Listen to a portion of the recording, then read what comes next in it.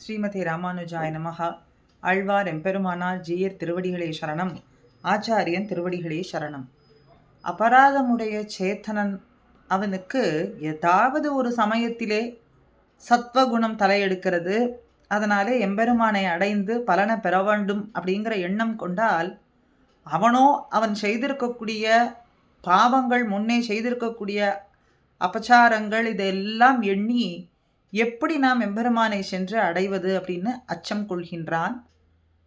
அந்த அச்சம் அவசியம் அன்னு என்பதை எடுத்துக்காட்டவே பிராட்டி எப்பொழுதும் எம்பெருமானுடைய திருமார்பிலே அகலகில்லேன் இறையுமென்றுன்னு க்ஷணப்பொழுதும் உன்னை விட்டு பிரிய இல்லேன்னு சொல்லி எம்பெருமானிடத்திலே அடியார்களுக்காக சிபாரிசு செய்யும்படியான புருஷகார பூத்தையாக எழுந்தருளியிருக்கின்றாள்.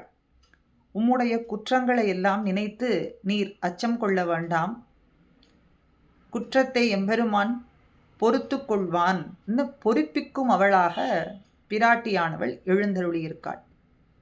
இதனாலே நம் பூர்வர்கள் பல இடங்களிலே புருஷகாரத்தினுடைய ஏற்றத்தை நன்னாக விளக்கி காட்டியிருக்கிறார்கள். இந்த புருஷகாரம் என்கின்ற சொல்லுக்கு பல அர்த்தங்கள் உண்டு. புரு பகுஹு சுனோதி ததாதி புருஷா புருஷம் கரோதீதி புருஷகாரஹா அப்படின்னு சொன்னால் ஈஸ்வரனான எம்பெருமானை சேத்தனனுக்கு மிகுதியாக கொடுக்கும்படிக்கு செய்விக்கக்கூடியவள். புருஷம் கரோதீதி புருஷகாரஹா, ஈஸ்வரனை அதிகமாக கொடுக்கும்படிக்கு செய்விக்கின்றாள். இவனுடைய குற்றத்தை கண்டு நீர் சினம் கொள்ள வேண்டான், இவனுடைய குற்றத்தை நீர் பொறுத்தால் அல்லவோ இவன் காப்பாற்ற முடியும், இவனை காப்பாற்ற முடியும், இவனுடைய எண்ணமானது நிறைவேறும், உம்மை அடைவான் எல்லாம் பிராட்டியானவள் சர்வேஸ்வரனிடத்துல சிபாரிசு செய்கின்றாள். வேண்டிற்றெல்லாம் தரும் கோதிலன்னு சொல்லும்படியான விருதையும் தேவரீர் அதனாலேயே பெற முடியும்.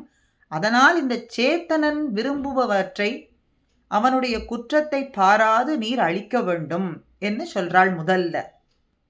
அதற்கு மேலேயும் பூரணத்வாத் புருஷா ஷமாதி பூர்ணம் கரோதீத்யர்த்தகா அப்படின்னு எம்பெருமானை கருணை குணபூர்ணனாக செய்விக்கக்கூடியவள். எம்பெருமானுக்கு குண கூட்டங்களை உடையவன், அவனுடைய குணங்களுக்கு எல்லை காண முடியாது என்றுதான் ஆச்சாரியர்கள் ஆழ்வார்கள்லாமும் நமக்கு காட்டி கொடுக்கிறார்கள்.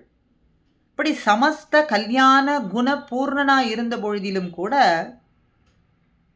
சேத்தனனானவன் செய்திருக்கக்கூடிய, அடியாரானவன் செய்திருக்கக்கூடிய குற்றத்தை பார்க்கும் பொழுது எம்பெருமானுடைய சுவாதந்திரியம் தலையெடுக்கின்றது. இவனுடைய குற்றத்தை பார்க்கும் பொழுது இவனை நிச்சயம் தண்டித்தே தீர வேண்டும், இவனை இந்த நரகத்திலே புகும்படிக்கு செய்ய வேண்டும் என்று அவனுடைய சுவாதந்திரியம் தலையெடுக்கின்றது. அப்பொழுது அவனுடைய சுவாதந்திரியத்தையும் மாற்றி அவனுடைய வாத்சல்யமும் கருணை குணமும் பூர்ணமாக இந்த சேத்தனனிடத்துல பரிமளிக்கும்படிக்கு பிராட்டியானவள் செய்கின்றாள். தேவரீர் இந்த சேத்தனன் விஷயத்திலே இப்படி ஒரு சீற்றம் கொள்வது அப்படிங்கிறது தகுமா? தேவரீருக்கு தகுமா? நீர் இவனிடத்திலே கருணை செய்யாவிட்டால் வேறு யார் செய்வார்? குற்றம் செய்யாதவர் தான் யார் இந்த லோகத்தில்? அபராதம் செய்யாதவர்கள்னு ஒருவர் உண்டா? இந்த சேத்தனர்கள் வேற யாரை வந்து அடைவார்கள்? உம்முடைய திருவடியே புகழென்று அடைந்திருக்கிறார்களே. ஆக இப்படிப்பட்ட சேத்தனர்களிடத்துல உம்முடைய கருணையை நீர் நிச்சயமாக சொரியத்தான் வேண்டும் அப்படின்னு சுவாதந்திரியத்தினாலே மறைந்திருந்த கிருபை முதலான வாத்சல்யம் முதலான குணங்கள் எல்லாம் வெளியே தெரியும்படிக்கு, பரிமளிக்கும்படிக்கு, பிரவகிக்கும்படிக்கு இந்த சேத்தனனிடத்துல செய்து இந்த சேத்தனனானவனை எம்பெருமானுடைய கிருபைக்கு விஷயமாக்குகின்றாள். இரண்டாவது, மேலும் ப்ரூஹோ அப்படின்னா பாலன பூரண யோகோ அப்படின்னு எம்பெருமான ரக்ஷகனாக செய்விக்கின்றாள். புருஷகார சப்தத்திற்கு ரக்ஷகன் அப்படிங்கிற ஒரு அர்த்தமும் உண்டு. எம்பெருமான் அபராதமுடைய சேத்தனனை கண்டு இவனை ரட்சிக்க மாட்டேன் இவனோட குற்றத்தை பார்த்து நான் ரட்சிக்க மாட்டேன்னு சொன்னால் என்ன செய்யறது? அப்படி வெறுக்கக்கூடிய காலத்தில் பிராட்டியானவள் அபராதமுடைய இவனை ரட்சிக்காத போது தேவரீருக்கு சர்வ ரக்ஷத்துவம் அப்படிங்கிறது ஜீவிக்காது. சர்வ ரக்ஷகன் அப்படின்னு உம்மை சொல்ல வேண்டும். அப்படித்தானே பிரமாணங்கள்லாமும் கொண்டாடுகின்றது. அப்படி உம்முடைய சர்வ ரக்ஷகத்துவம் ஜீவிக்க வேண்டும்னு சொன்னா இந்த சேத்தனனை நீர் நிச்சயம் ரட்சிக்கத்தான் வேண்டும் என்று மன்றாடி அவரிடத்துல நமக்காக சிபாரிசு செய்கின்றாள். ஆக எம்பெருமானிடத்திலே இவனை குற்றம் பாராமல் ஏற்றுக்கொள்ள வேண்டும்னு சொல்லி இவனுடைய அபேட்சிதத்தை பூர்த்தி செய்ய வேண்டும்னும் எம்பெருமானுடைய கிருப்பை இவனிடத்துல பூர்ணமாக வந்து சேரும்படியும் இவனை எம்பெருமான் நிச்சயம் ரட்சித்தே ஆக வேண்டும் என்னும்படியும் புருஷகார பூதையான பிராட்டி செய்கின்றாள். இந்த புருஷகாரத்துவம் என்பது பெரிய பிராட்டியாருக்கு மாத்திரமே இருக்கக்கூடியதான ஒரு கல்யாண குணம். சமஸ்த கல்யாண குணம்னு எம்பெருமான சொல்றோம். அப்ப அவனிடத்திலே இந்த புருஷகாரம் இல்லையா அப்படின்னு கேட்டா, இந்த புருஷகாரத்துவம் இல்லையா அப்படின்னு கேட்டா, சர்வேஸ்வரன் நித்யேச்சையாலே இன்னாருக்கு இன்னது இன்னென்னது உண்டு அப்படின்னு பிரித்து அவரவர்களுடைய காரியங்களுக்கு ஏற்ப பலனை கொடுக்கக்கூடியவன். அப்படி செய்யும் பொழுது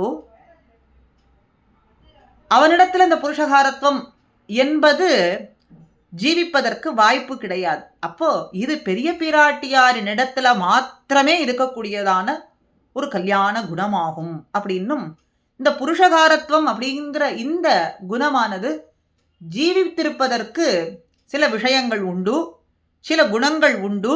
கிருப்பையினும் பாரதந்திரியம் என்னும் அனன்யார்க சேஷத்துவம் என்றும் இந்த 3 குணங்களாலே இந்த புருஷகாரத்துவம் என்கின்றது பெரிய பிராட்டியாரின் இடத்திலே நிறைவேற்றிருக்கும்படிக்கு பரிமளிக்கின்றது என்றுதான் நமக்கு பூர்வர்கள் காட்டிக் கொடுக்கிறார்கள். ஆக புருஷகாரத்துவம் என்கின்றது பெரிய பிராட்டியாரின் இடத்திலே உண்டு. எதற்காக? அடியார்கள் எம்பெருமானுடைய அடியார்களான நம்மை நம்முடைய குற்றத்தை அவன் பாராதபடிக்கும் பரிபூர்ணமான அவனுடைய இன்ன அருள் நம்மிடத்துல வந்து சேரும்படியும் செய்யக்கூடியவளான புருஷகார பூதையான பிராட்டி விளங்குகின்றாள் என்று மிகுதியான இடங்கள்ல நாம் ஆச்சாரியர்களினுடைய ஸ்ரீசுக்திகளிலே நாம் பார்க்கலாம். வியாக்கியானங்கள், ஆழ்வார்கள் ஸ்ரீசுக்திக்கு வியாக்கியானங்களும் நாம் பார்க்கலாம். அப்படி எப்பொழுதாகிலும் ஒரு சத்வகுணம் தலையெடுத்து பலனை பெற வேண்டும்னு சொல்லக்கூடியதற்கே இப்படி ஒரு சிபாரிசு பிராட்டி செய்கின்றாள் அப்படின்னா, ஆழ்வார்கள் ஆச்சாரியர்கள் வாக்குப்படிக்கு எப்பொழுதும் நாம் அவர்கள் அருளிச் செயல்களிலே நோக்கமுடையவர்களாக இருந்தோம்னு சொன்னா நமக்கு எப்படி பேரு தப்பி போகும்? தப்பவே தப்பாது என்ற சத்தியமான எண்ணத்தை நாம் கொள்ளலாம் என்று இந்த பதிவு. ஸ்ரீமதே ராமானுஜாய நமஹா.